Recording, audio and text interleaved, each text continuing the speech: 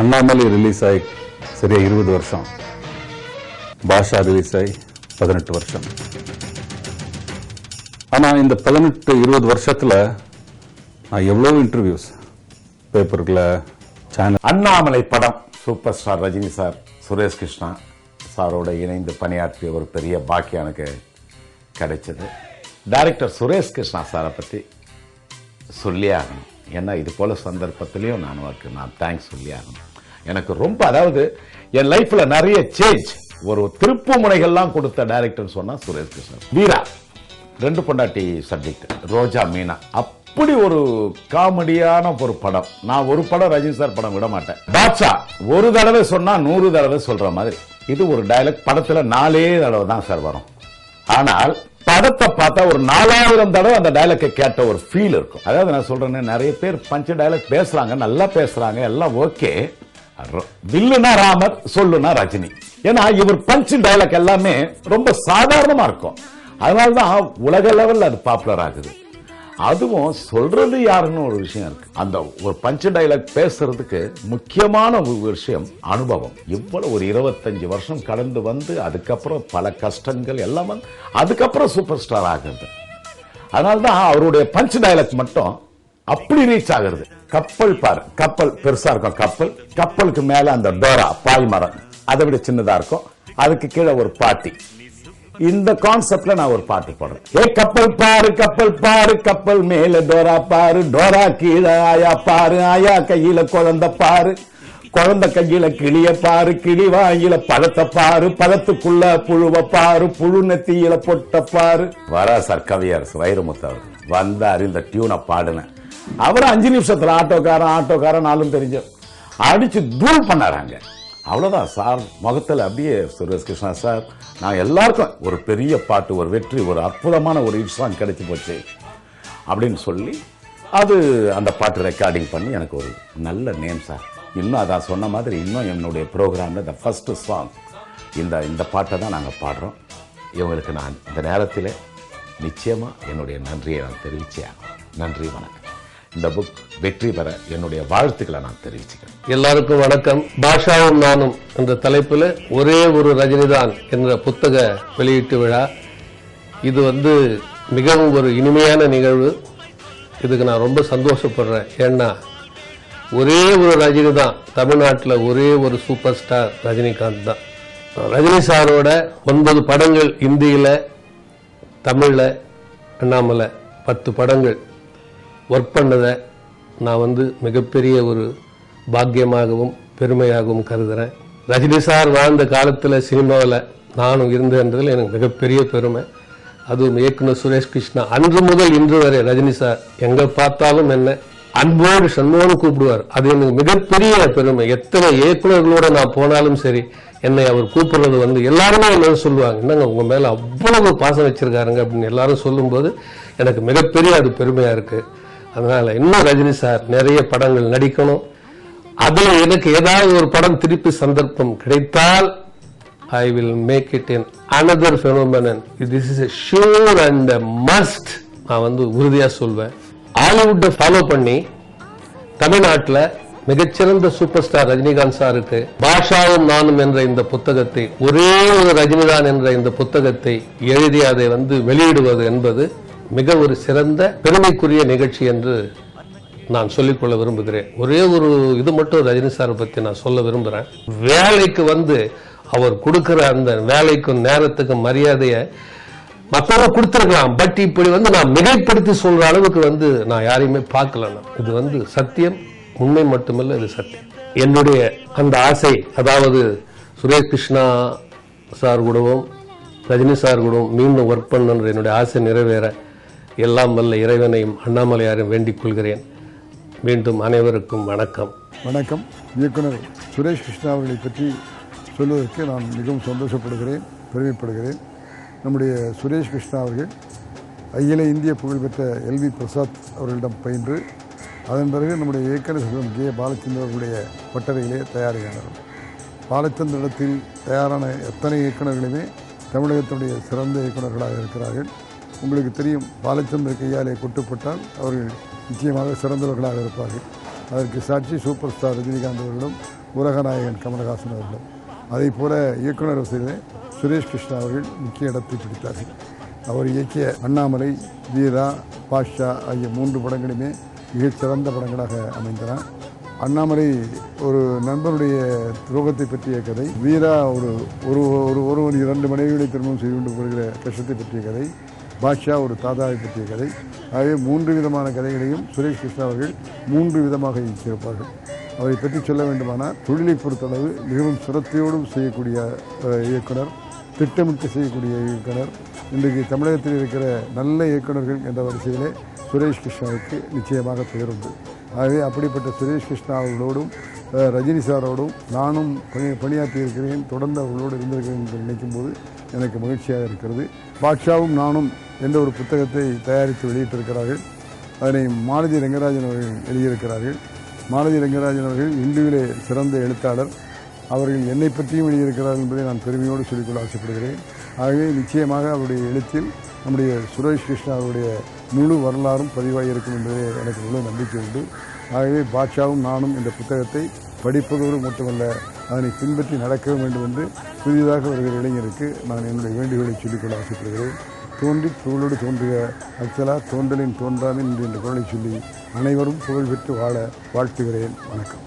அப்புறம் வணக்கம் சார் அப்படின்னு சொல்லிட்டு என்னென்னா, ஒரு படம் நடிச்சிருந்தா கூட அந்த அளவுக்கு இருந்திருக்கு. ஸோ இன்றைக்கி அவன் எத்தனை பேர்கிட்ட சொல்லிட்டு இருப்பான். அப்போ அந்த ஷூட்டிங் நடந்த இடத்துல நடந்ததெல்லாம் எத்தனை பேர் பேசிகிட்டு இருப்பான். ஸோ ரஜினி படங்கும்போது இப்போ நான் என் படத்துக்கு என்ன சுவாரஸ்யமோ இதே மாதிரி வந்து ரஜினி அவர்கள் படத்தில் வந்து நிச்சயமாக எத்தனையோ சுவாரஸ்யமான விஷயங்கள் இருந்திருக்கும். அந்த சுவாரஸ்யமான விஷயங்கள் வந்து ஒரு படம் இல்லை. இவங்க பாஷாவும் ஒரு பெரிய ஹிட் படம், அண்ணாமலை ஹிட் படம், வீராவும் நல்லா ஓடின படம், அதில் 2 பொண்ணுகள்லாம் கூட நடிச்சிருந்துருக்காங்க. ஸோ டெஃபினட்டாக அந்த பேக்ட்ராப்பில் வந்து எத்தனையோ வித்தியாசமான சம்பவங்கள்லாம் நடந்திருக்கும்.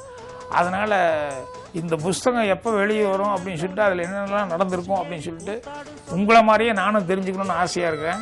ஸோ சுரேஷ் கிருஷ்ணா அவர்களும் மாலதி ரங்கராஜன் அவர்களும் ரொம்ப முயற்சி பண்ணி இதை வந்து எழுதுகிறாங்க.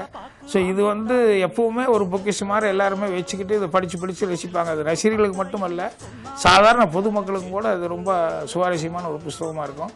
அதனால் அந்த புத்தகம் வெற்றி பெற என்னுடைய வாழ்த்துக்களை தெரிவித்து உங்களை மாதிரியே நானும் காத்துட்ருக்கேன்னு சொல்லி அவங்களுக்கும் ரஜினி அவர்கள் வந்து அவருக்கும் இன்னும் இந்த மாதிரி நிறைய வெற்றி படங்கள் கொடுக்கணும், இதே மாதிரி நிறைய புஸ்தகங்கள் வரும்னு சொல்லி என்னுடைய மனதார்ந்த நல்வாழ்த்துக்களை தெரிவிச்சுக்கிறேன். நன்றி, வணக்கம். சூப்பர் ஸ்டாருக்கு பல வெற்றி படங்கள் வந்துருச்சு. நான் இன்னைக்கும் அந்த பாஷா அண்ணாமலை வந்து யாராலையும் மறக்க முடியாது. பாஷா பிடிக்கும், பாஷால பல காட்சிகள் இருக்கு. ஆனா அண்ணாமலையில ஒரு சீனை ஏன் ரொம்ப பிடிக்கும் அப்படின்னு சொன்னா, உங்களுக்கு விஜய் என்னுடைய சன்னை பத்தி உங்களுக்கு தெரியும். அவர் திடீர்னு வந்து 18 வயசுல விஸ்காம் படிச்சுக்கிட்டு இருக்கும்போது நடிக்கணும் அப்படின்னு சொன்னார். நமக்கு எப்பவுமே பக்கத்தில் இருக்கவங்களுடைய வேல்யூ புரியறது தெரியாது. நமக்கு அவர்கிட்ட என்ன இருக்கு, என்ன டேலண்ட் இருக்கு அப்படின்னு நமக்கு எப்பவுமே பக்கத்தில் இருக்கிறவங்களுடைய டேலண்ட் புரியாது. நல்ல ஏன்னா ரொம்ப சாதாரணமா என்ன இந்த வயசுல நடிக்கணும்னு ஆசைப்படுற, உனக்கு என்ன தெரியும், நடிப்பை பத்தி என்ன தெரியும் அப்படின்னு கேட்டேன். உடனே நானும் என் ஒய்ஃபும் பெட்ரூம்ல உட்காந்துட்டு கேஷுவலா கேட்டுருக்கேன், நடிப்பை பத்தி உனக்கு என்ன தெரியும் அப்படின்னு கேட்கும்போது டப்புன்னு அப்படி ஒரு ஸ்டைல் அப்படி வந்து நின்று இந்த நாளை குறிச்சு வச்சுக்க, இதே நாள் இதே நேரம் இன்னமும் வந்து உன் பதவி, பணம், வீடு, வாசல் அத்தனையும் இது பண்ணிட்டு உன்னை நடுத்தருக்குள்ள நிக்க வைக்கல,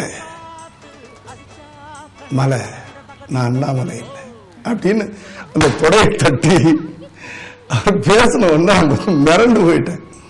அதாவது ஒரு காலத்தில் வந்து நடிக்க வர்றவங்கெல்லாம் ஒரு ரோல் மாடலா யார் எடுத்துக்குவாங்கன்னா நடிகர் தலைவர் சிவாஜி எடுத்துக்கிறாங்க. உனக்கு என்னப்பா நடிக்க தெரியும் அப்படின்னு சொன்னா சிவாஜி நடிச்ச படங்கள்ல இருந்து அந்த டயலாக பேசி காட்டுவாங்க. இப்ப வர்ற அதுக்கு பின்னாடி வந்த ஜெனரேஷன் எல்லாம் உனக்கு என்ன நடிக்க தெரியும்னு கேட்டா ரஜினியை ரோல் மாடல் எடுத்துக்கிட்டு இருந்தாங்க.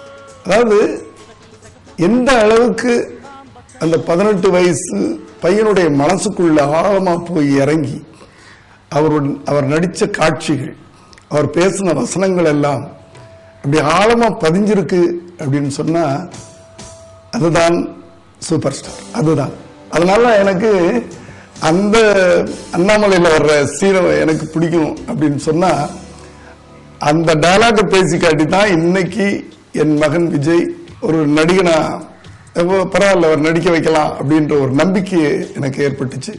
இன்னைக்கு இந்த நிலைமையில இருக்கிறார். பாஷாவை பத்தி சொல்லணும்னா இன்னும் வந்து ஒரு 50-100 வருஷத்துக்கு அந்த யங்ஸ்டர்ஸ் வந்து ஒரு டயலாக மறக்காம சொல்லிக்கிட்டே இருப்பாங்க. ஒரு தடவை சொன்னா 100 தடவை சொன்ன மாதிரி. அதாவது அந்த படம் அந்த ஒரு பெரிய பாதிப்பு. அதாவது அந்த படத்தினுடைய கருவே ஒரு நல்ல கரு. அதுல எனக்கு பிடிச்ச காட்சி எதுன்னா தங்கச்சி சீட் கேட்டு காலேஜில் சொல்லுவான். அந்த காலேஜ் போய் அந்த பிளாஷ்பேக் ஓபன் பண்ற ஸ்டைலே ரொம்ப நல்லா இருக்கும். அதுலதான் வந்து எதிர்பார்க்கும். பிளாஷ்பேக்னா நம்ம எங்கெங்கயோ எதிர்பார்ப்போம் இங்கதான் வரப்போகுது அப்படின்னு சொல்லிட்டு ரொம்ப சிம்பிளா போய் அங்க நின்று அங்க மாணிக் பாஷா பத்தி அவர் சொல்லும்போது ரொம்ப நல்லா இருக்கும். எனக்கு ஒரு பாக்கியம் கிடைச்சது, சூப்பர் ஸ்டாரை வச்சு டைரக்ட் பண்ணக்கூடிய ஒரு பாக்கியம். நான் சிகப்பு மனிதன் அப்ப அவர் சூப்பர் ஸ்டார் ஆயிட்டாரு. அவர் தான் என்ன சஜஸ்ட் பண்ணி பூர்ணச்சந்திராவிட்ட ப்ரொடியூசர்கிட்ட சொல்றாரு. நான் நல்ல ஞாபகம் இருக்கு, நான் பாம்பேல ஹிந்தி படம் பண்ணிக்கிட்டு இருக்கிறேன். அங்கே பூர்ணச்சந்திரா சார் ஃபோன் பண்ணி இப்படி ரஜினி சார் அவங்கள ரெக்கமெண்ட் பண்ணியிருக்காரு, இந்த படத்தை அவங்கள டைரக்ட் பண்ண சொல்லி அப்படின்னு சொன்னேன். உடனே நான் வந்து மெட்ராஸுக்கு வந்து ரஜினி சாரை பார்க்கணும் அப்படின்னு ஆசைப்பட்டா ரஜினி சாரும் பாம்பேல இருக்கிறார். நான் உடனே பாம்பேல அவர் தங்கியிருந்த ஹோட்டலுக்கு போய் உட்காருங்க அப்படின்னு. சார் ரொம்ப தேங்க்ஸ் சார். இல்ல உங்க படங்கள்லாம் நான் பார்த்துருக்கிறேன். ஏன்னா அவர் தான் வந்து சட்டம் ஒருத்தரை ஹிந்தி அந்த காணும் அவருக்கு முதல்ல ஹிந்தி படம் என்னுடைய ஸ்டோரி தான். அதுல இருந்து என் மேல அவருக்கு ஒரு அந்த கண்ணு இருந்திருக்குன்னு நினைக்கிறேன். யாராருக்கு டேலண்ட் இருக்கோ பொறுக்கி அவங்கள வந்து தான் படத்துல அவர் போடுவாரு. அது மாதிரி எனக்கு ஒரு பெரிய வாய்ப்பு கிடைச்சது அந்த படம். என் வாழ்க்கையில அது ஒரு மைல் ஸ்டோன் அவர் படம் பண்ணது. நான் வந்து ரஜினி சாரை பத்தி நிறைய கேள்விப்பட்டிருக்கேன். ஆனா அந்த படம் பண்ணும்போதுதான் பிரேக் டைம்ல வந்து எல்லாரும் போய் ரூம்ல போய் எல்லாரும் சாப்பிடுவாங்க கொள்ளுவாங்க, ரூம்ல போய் ரெஸ்ட் எடுப்பாங்க. இவர் போய் அந்த சாப்பிட்டுட்டு வந்து திருப்பி வந்து அந்த ஏவிஎம்ல ஒரு நாள் திடீர்னு நான் மத்தியானம் உள்ள போகும்போது எல்லாரும் ரஜினி சார் இந்த ஒரு சோஃபால வந்து அந்த செட்ல கிடக்கிற சோஃபால வந்து அப்படியே சாஞ்சி படுத்துக்கிறார். இப்படிலாம் ஒரு ஒரு மனிதனை சூப்பர் ஸ்டார் லெவல்ல இருக்கும்போது ஒரு மனிதனை இப்படிலாம் நம்ம பார்க்க முடியாது. அப்படி ஒரு ஒரு எளிமையான ஒரு மனிதன், ரொம்ப மறக்க முடியாத சம்பவம். நான் இன்னைக்கு சொல்லுவேன், இன்னைக்கு இருக்கிற யங்ஸ்டர்ஸ்லாம் அவருடைய ஸ்கிரீன் பிளேயை ஃபாலோ பண்ணாவே போதும். அவர் ஒரு டைரக்டர்ஸ்க்குலாம் வந்து ஒரு ரோல் மாடலா நினைச்சுக்கலாம். ஏன்னா எந்த இடத்துல ஒரு கமர்ஷியலா ஒரு நல்ல நல்ல மெசேஜ், சும்மா ஒரு மசாலா படம் இல்லை, ஒரு கமர்ஷியல் படம்னா அதுக்குள்ள மெசேஜை எப்படி வந்து எல்லாரும் ஏத்துக்கிற மாதிரி கொடுக்கறது, ஒரு தொய்வில்லாத ஸ்கிரீன் பிளே அது எப்படி பண்றது அப்படின்னு இன்னைக்கு இருக்கிற இளம் இயக்குனர்கள் அவர் படங்களை பார்த்தாவே நம்ம தெரிஞ்சுக்கலாம். அப்படி ஒரு அழகான நீரோட்டமான ஸ்கிரீன் பிளே இருக்கும், குழப்பமே இருக்காது.